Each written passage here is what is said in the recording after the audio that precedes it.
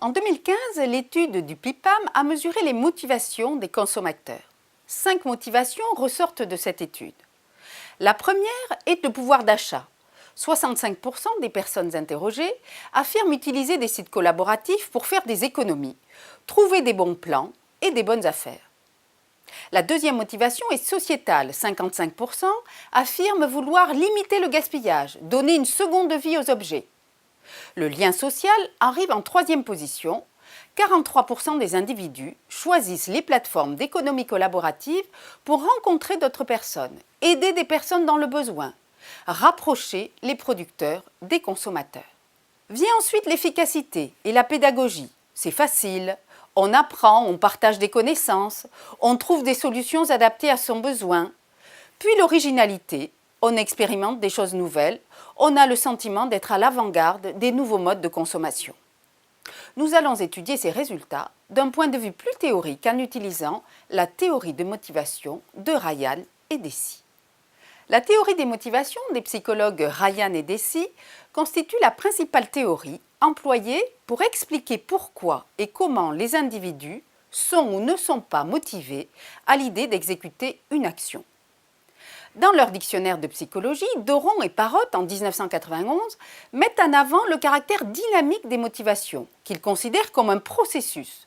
La motivation s'inscrit dans la fonction de relation du comportement. Grâce à elle, les besoins se transforment en buts, en plans et en projets. La motivation constitue donc l'un des déterminants les plus importants des comportements, puisqu'elle est la conceptualisation préalable à leur mise en œuvre. Les psychologues Ryan et Deci ont mis en avant 2 grands types de motivations, les motivations intrinsèques et extrinsèques. Les motivations intrinsèques sont liées à la conduite d'une action uniquement par l'intérêt et le plaisir que l'individu trouve à l'effectuer, indépendamment des conséquences éventuellement positives de celle-ci.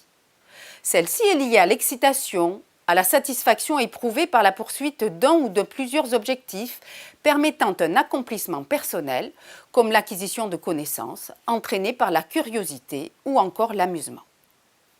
Les motivations extrinsèques sont provoquées par des circonstances extérieures à l'individu, la pression sociale, des récompenses sociales ou financières, et concernent de ce fait plutôt les conséquences des actions individuelles. Les motivations extrinsèques sont liées à la poursuite d'objectifs extérieurs à soi.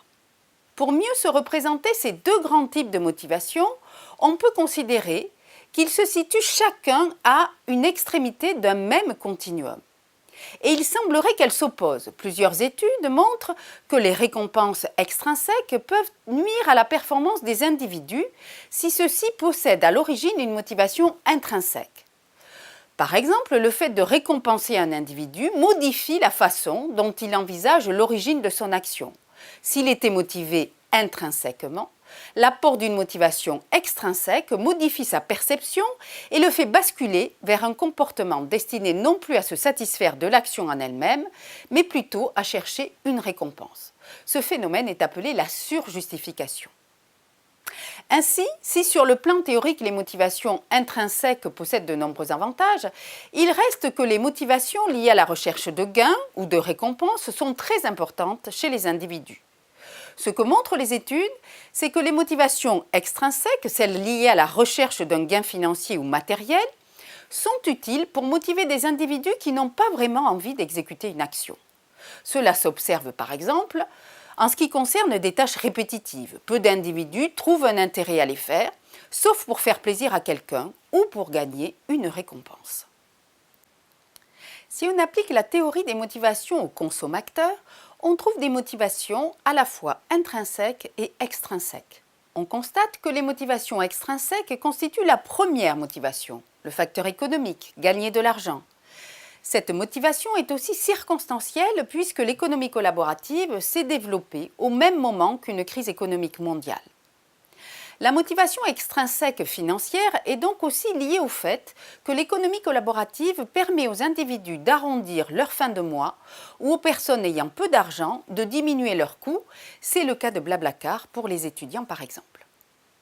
On trouve également des motivations à la frontière de l'intrinsèque et de l'extrinsèque, comme la volonté de ne pas gâcher, la recherche d'un supplément d'âme humain, les valeurs sociétales, la simplification, des nouvelles expériences. On est ici dans une motivation pour une cause qui se suffit par elle-même, mais qui est provoquée par des circonstances extérieures à l'individu. Enfin, on constate une autre motivation extrinsèque, le lien social, au cœur des échanges dans les plateformes collaboratives et dans les réseaux sociaux, que nous allons expliquer de manière plus théorique.